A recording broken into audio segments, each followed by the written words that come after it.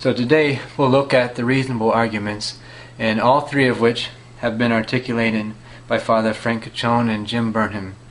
And the first is that if we looked at history, we can see that all Christians accepted the doctrine of the true presence all the way up to the Protestant Reformation.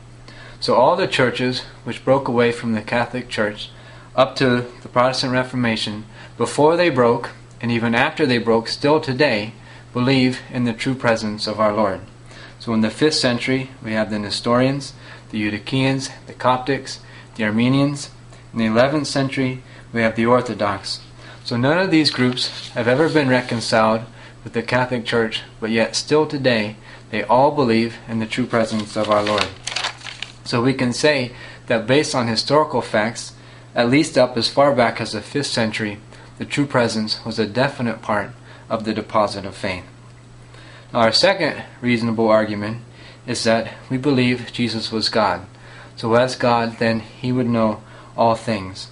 So supposing that Jesus taught a symbolic understanding of the Eucharist, He would have at the same time foreseen that His whole church would embrace a false idolatrous doctrine called the true presence. And He would have foreseen that it would have been embraced because of His very words spoken in John chapter 6 and at the Last Supper. So why would Jesus then still deliberately use the language which He used, when just a little bit of a change or a little bit of an explanation would have prevented all of this grave error? So it's impossible to think that our Lord had overlooked this point, and it's even blasphemous to think that He made a mistake and goofed up in the teachings of His doctrine. So our Lord knew exactly what He was saying, and He meant exactly what He said.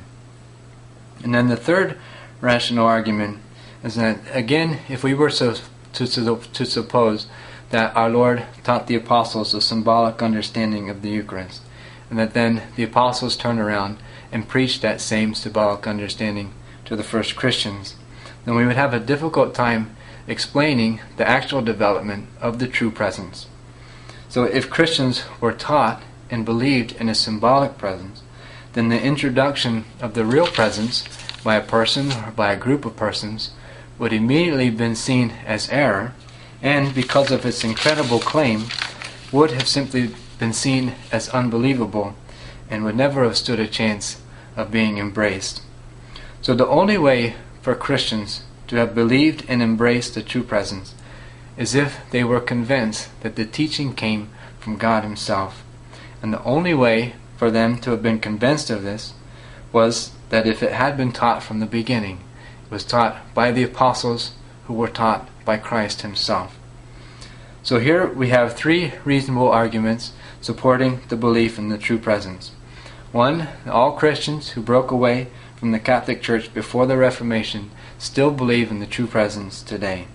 Two, Jesus could not have made such a grave mistake in His teaching if He meant to be understood symbolically. And C, if He taught symbolically, then there really is no reasonable explanation for the development of the doctrine of the true presence throughout all of Christianity, all the way up to the Protestant Reformation. So thanks for joining me.